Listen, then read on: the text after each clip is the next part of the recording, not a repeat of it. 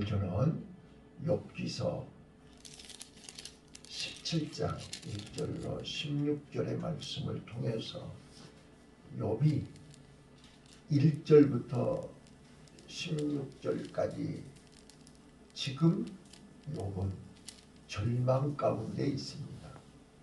다 끊어졌습니다.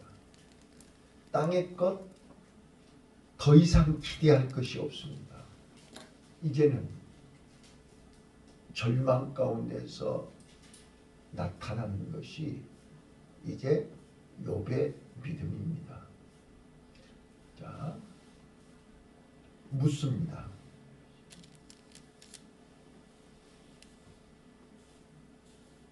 믿음과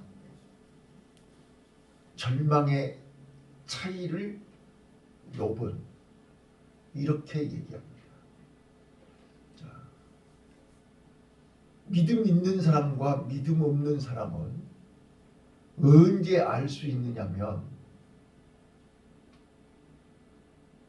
두 가지 상황에서 확인하면 됩니다.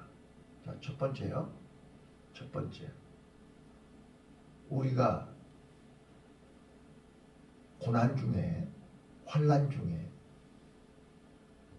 한계 상황에 있을 때 어떤 생각, 어떤 마음, 어떤 행동을 하는가를 보면 그 사람이 믿음이 있는가 없는가를 알 수 있습니다. 자, 자살이 무엇입니까? 우리나라가 불명예스럽게 세계의 자살 공화국입니다. 하루에 34명이 죽습니다. 그러면 하루에 34명씩이 태어나도 지금 모자랄 판에 살아있는 사람이 34명씩 죽고 있습니다. 자살이 무엇입니까? 여러분들은 자살을 생각해 보신 적이 있습니까? 자살은 한계 상황에서 세상을 끊는 것이 자살 아닙니까? 한계 상황에서 하나님이 없는 사람이 하는 행동입니다. 그래서 자살을 하면 지옥을 가는 것입니다. 근데 크리스찬이라고 하면서 자살을 합니다. 그거는 죄송하지만 한계 상황에서 하나님을 만나지 못한 것입니다. 한계 상황에서 하나님께 버림받은 사람입니다. 너희 안에 하나님이 계신 줄, 너희 안에 그리스도가 계신 줄 알지 못하느냐? 스스로 알지 못하면 버리운 자니라 라고 바울은 얘기합니다. 여러분, 한계 상황에서 우리는 하나님을 볼 수 있는 것이 믿음입니다. 그래서 히브리서 11장 1절에 믿음은 바라는 것의 실상이요 보지 못한 것의 증거라 그랬습니다. 이 말은 무슨 뜻입니까? 눈에 아무것 보이지 않고 손에 아무것 잡힌 것 없어도 내 안에 하나님이 계시니 나는 부족함이 없다. 나는 걱정이 없다. 나는 염려가 없다. 이게 믿음입니다. 내가 믿음의 사람이 맞다면 하박국 선지가 3장 17, 18절에 뭐라 그래요? 무화과 나무에 열매가 없어요. 감람나무에 소출이 없어요. 포도나무에 열매가 없다니까요. 우리의 양이 없다니까요. 그래도 나는 구원의 하나님으로 인하여 기뻐하고 구원의 하나님 때문에 감사한다. 맞습니까? 이게 믿음입니다. 두 번째입니다. 여러분과 내가 믿음이 있냐 없냐를 언제 알 수 있느냐? 여러분, 혼자 있을 때입니다. 혼자 있을 때 그 사람이 어떻게 행동하고 어떻게 반응하는가를 보문하는 것입니다. 우리요, 교회에 오면 어떤 목사님이 설교 중에 이런 말씀을 해요.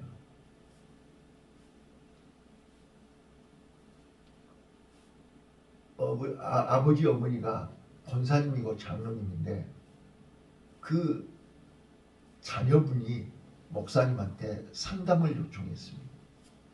목사님, 고민이 있어요. 그래서 목사님은 그 학생의 개인적인 고민인 줄 알고 어서 와 얘기해봐. 그러고 얘기를 하라는. 그랬더니 목사님, 나는 우리 아버지 어머니를 이해할 수가 없어요. 그 말이 무슨 말이냐? 우리 어머니 아버지는요, 집에서요 매일같이 싸우세요. 교회에 올 때도요 차 안에서도 싸우세요. 그리고요 주차장에서 딱 내리고 교회만 오면 전혀 다른 모습이세요. 또 예배 마치고 또 집에 가면 또 싸워요.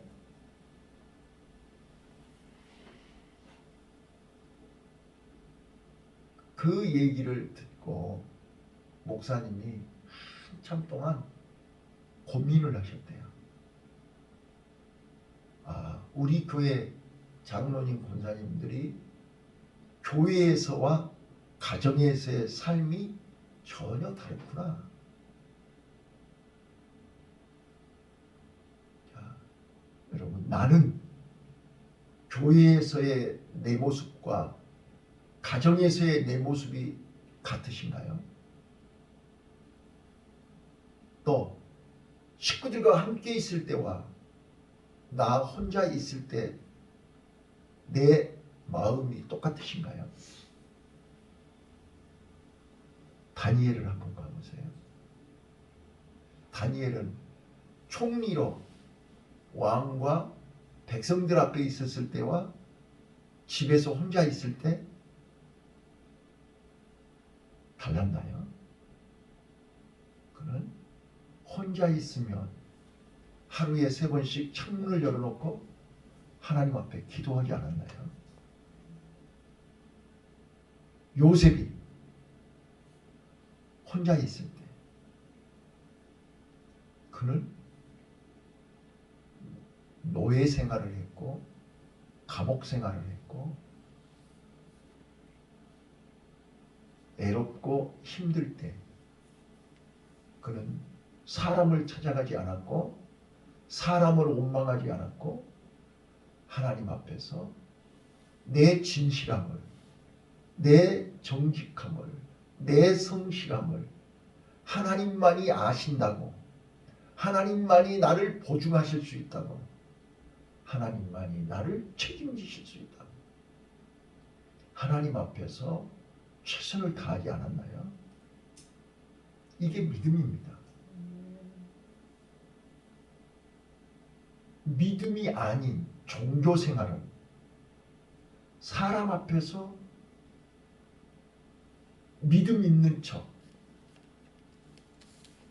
신앙생활 하는 척, 사람 앞에 보이고, 사람 앞에 인정받고, 사람 앞에 칭찬받고, 사람이 높여주기를 원하고, 사람 앞에서. 이거는 믿음이 아니고 믿음인 척하는 종교생활인 것입니다. 종교생활은 사람 앞에 인정받으려고 하는 것입니다. 그래서 교회가 크고 건물이 크고 세상적으로 성공하고 출세하고 연봉이 많고 좋은 차 타고 다니고 좋은 집에서 사는 것을 자랑하는 것입니다. 그래서 내가 이렇게 하나님 앞에 복을 많이 받았다. 내 믿음이 좋아서 이렇게 내가 축복받았다. 과시하는 것입니다. 이게 바리새인들이었습니다. 그래서 예수님은 외식하는 서기관과 바리새인들이여 화 있도다 했습니다. 여러분, 오늘 욥은 절망 상태였습니다. 왜 하나님이 욥을 절망 상태로 끌고 가셨을까요? 더 이상 바랄 것이 없이 다 끊어졌도다 그랬습니다. 오늘 나와 여러분은 절망 상태에 가야 진짜 내 모습이 나오는 것입니다. 진짜 내 믿음을 확인할 수 있는 것입니다. 그래서 고린도후서 13장 5절에서 스스로 알지 못하느냐. 예수 그리스도가 너희 안에 계신 줄을 스스로 알지 못하느냐. 자, 내 안에 하나님이 계신다며, 내 안에 예수님이 계신다며 우리는 낙심할 수 없습니다. 절망할 수 없습니다. 원망할 수 없습니다.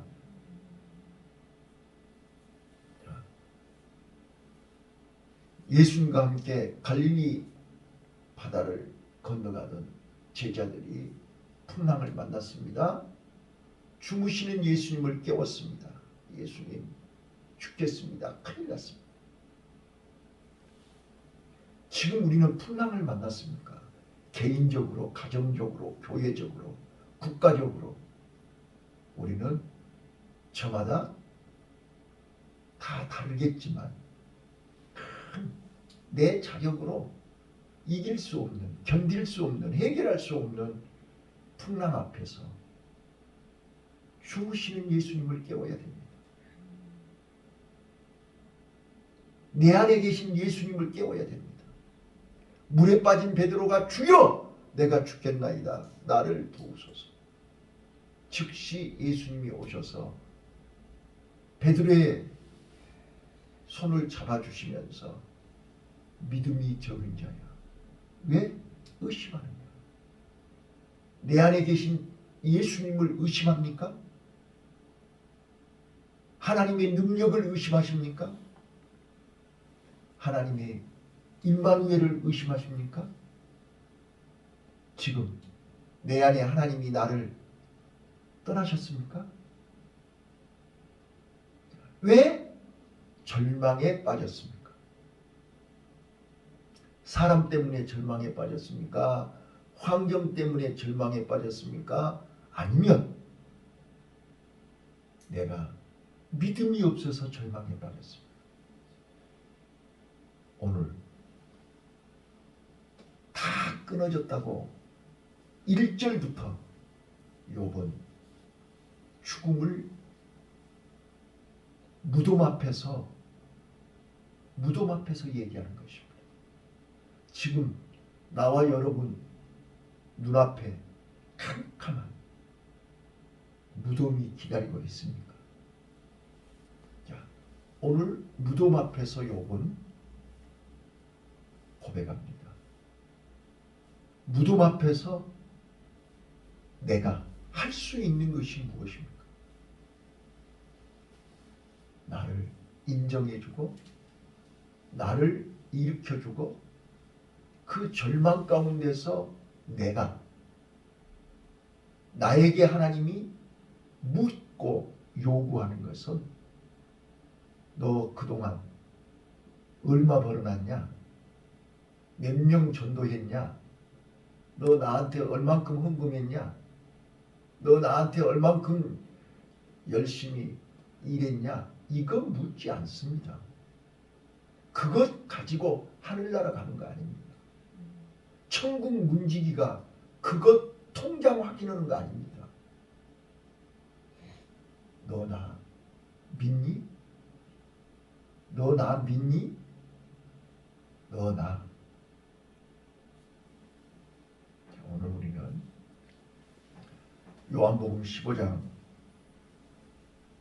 7절에서 네가 내 안에 내가 네 안에 저는 매일같이 하나님 앞에 그 기도하고 있습니다. 하나님, 오늘도 주님이 내 안에, 내가 주님 말씀 안에, 주님이 내 안에 계시면 풍랑이 와도, 저는 이게 신학교 다니면서 교회사를 전공으로 논문을 썼고 교회사를 많이 공부를 했어요. 초대교회사에 신앙을 지키기 위해서 로마 황제들의 핍박을 피해서 카타콤이라고, 지금 터키에 그 유적지가 있죠. 그래서 많은 사람들이 지금 거기를 성지순례하죠. 그 카타콤, 동굴 속에서 미로로 그 안에서 250년을 산 거예요. 한번 상상 한번 해보세요. 1, 2년이 아니고 10년, 100년이 아니고 그 산속에, 굴 속에서 250년을 살았다니까요. 그 산속에가 뭐가 있어요? 네? 동굴 속에가 뭐가 있냐고요? 칵 하면 전기가 들어옵니까? 물이 있습니까? 산속에서. 거기서 그들이, 이스라엘 백성들이 광야에서 40년 사는 것도 기적 아닙니까? 근데 동굴 속에서 250년을 그들이 어떻게 살았겠습니까? 그들에게 희망이 있습니까? 그들이 바라는 게 있습니까? 그들은 오롯이 믿음 하나, 하나님 내 안에 계시고 하나님이 나를 아시기에 나는 오늘 죽어도 주님과 함께 천국을 바라본 것입니다. 스데반이 돌에 맞아 죽는 순간 그는 하나님 보좌 우편에 앉아 계신 주님을 바라본 것입니다. 주님을 바라보면서 주님 손 붙잡고 나를 돌로 치는 저들을 향해서, 아버지, 저들의 죄를 용서해 주세요. 천사의 얼굴로 순교했다고 성경은 기록되어 있습니다. 오늘 저는 세상의 모든 희망이, 세상의 모든 것이 다 끊어진 상태에 있는 욥이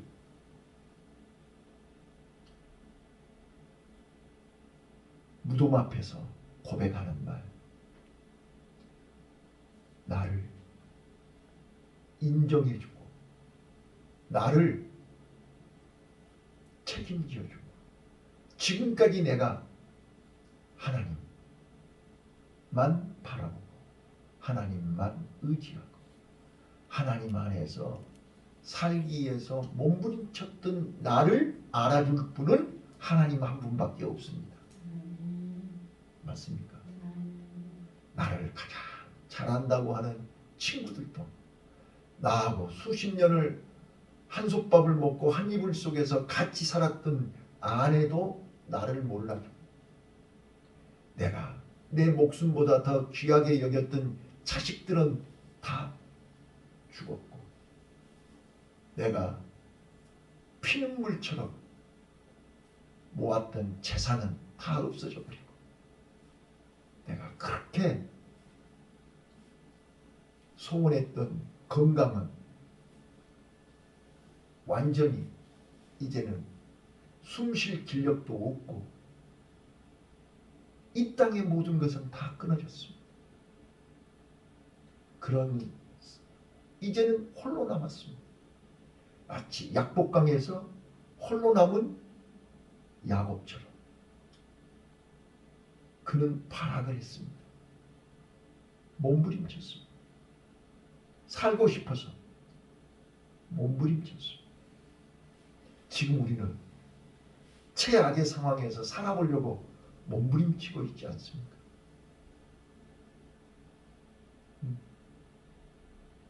나는 요즘 사모님을 보면 안타까워. 몸이 어제 새벽 예배 마치고 올라가서 울더라고. 머리끝에서 발끝까지 성원대 간 것도 이렇게 온몸이 아픈데 옆에서 안타까워서 도와줄 수가 없는 거예요. 뭘 어떻게 해줘요 내가. 차라리 죽는 게 낫다는 거예요. 자, 한계 상황에서 욥은 내 안에 계신 하나님은 이제 됐다는 거예요. 이제 네가 하나님을 부르라는 거예요. 하나님을 만나라는 거예요. 하나님을 깨우라는 거예요. 하나님과 단둘이 만날 수 있는 기회라는 거예요. 그래서 욥이 내가 귀로만 듣던 하나님을 눈으로 보았나이다라고 고백할 수 있었습니다. 아직도 내 머릿속에는 자녀들 걱정입니다. 우리 부모님들이 그러잖아요. 내가 갈 시간이 다 됐는데 니네들을 놔두고 갈 수가 없어. 그것까지 내려놔야 됩니다. 이제는 내가 산 것이 아닙니다. 내가 나된 것은 하나님의 은혜요. 지금부터 내가 산 것은 내 안에 계신 예수님이 산다라고 사도 바울이 고백한 것이 다른 얘기가 아닙니다. 욥이 지금 그렇게 얘기합니다. 자, 지금까지 욥으로 산 것은 오늘로 끝입니다. 나는 무덤 앞에 서 있습니다. 지금부터 내가 산 것은 내가 산 것이 아니고 내 안에 예수님이 사신 것입니다. 이제는 내 고집대로 내 마음대로 내 뜻대로 내 욕심대로 살 수가 없습니다. 나는 다 끊어졌습니다. 내 거는 아무것도 없습니다. 오늘 이 고백을 내 안에 계신 예수님이 듣고 싶어 하신다 그 말이에요. 근데 우리는 아직도 줄이 하나는 안 끊어져 있다 그 말이에요. 욥은 다 끊어졌는데 나는 아직도 줄이 하나 있습니다. 그 외줄을 잡고 실갱이 하고 있지 않습니까? 그 줄마저 끊어져야 하나님이 보입니다. 자, 그래서 절망과 믿음, 믿음과 절망 사이에는 줄이 아직도 남아 있습니다. 그래서 욥은 오늘도 다 끊어졌다고 고백합니다. 탄식합니다. 그런데 끊어지는 순간 하나님의 손이 욥의 마음을 사로잡았습니다. 여러분, 믿음은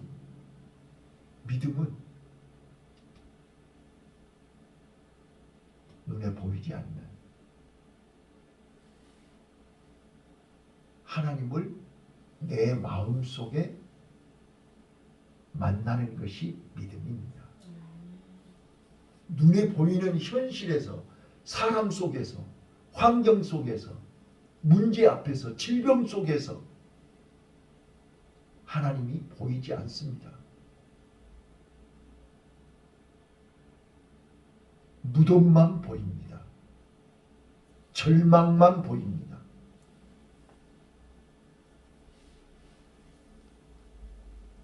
그래서 많은 사람들이 무덤 앞에서 절망 가운데서 하나님을 보지 못하고 자살하는 것입니다.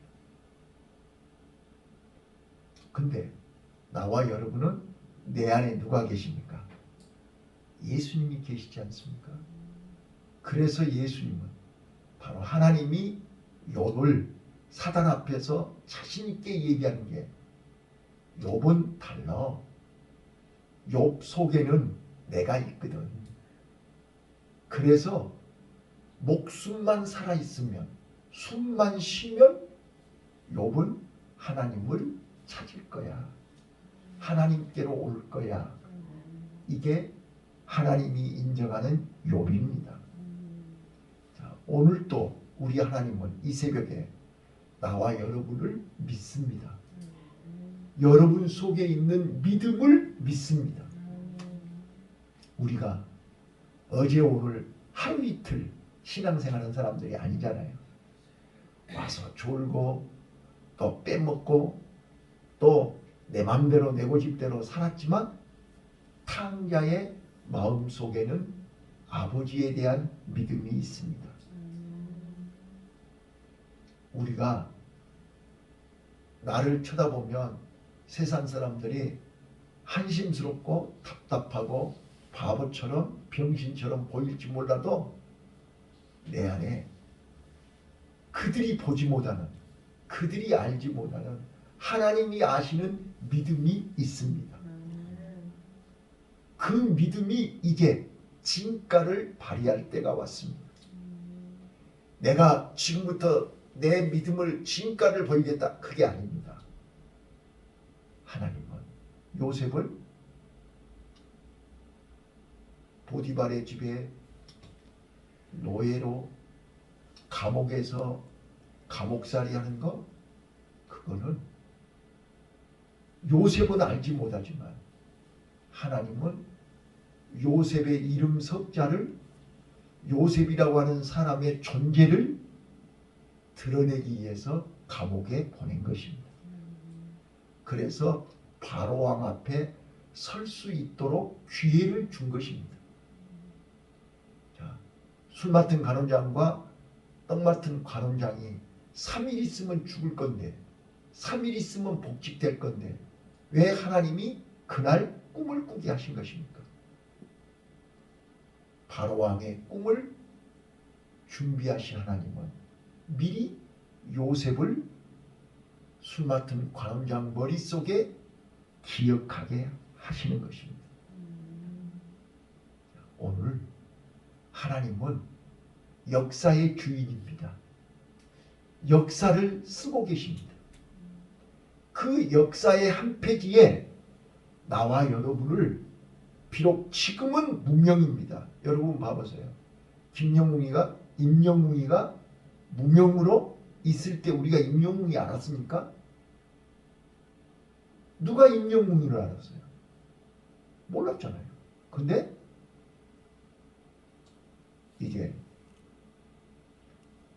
트롯 대회를 열어서 그 트롯 대회에서, 미스터 트롯 대회에서 우승을 하는 순간 그는 상황이 바뀌었습니다. 무명이었을 때와 지금의 임영웅이는 전혀 다릅니다. 그 오디션을 통해서, 그 대회를 통해서 1회전, 2회전, 3회전, 결승전 할 때까지 그가 불렀던 노래들은 다 원곡자, 원래 불렀던 가수들의 노래보다 더 인기를 얻은 것입니다.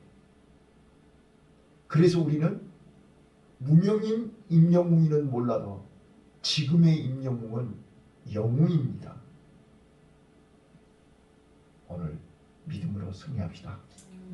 기도하겠습니다. 하나님 아버지,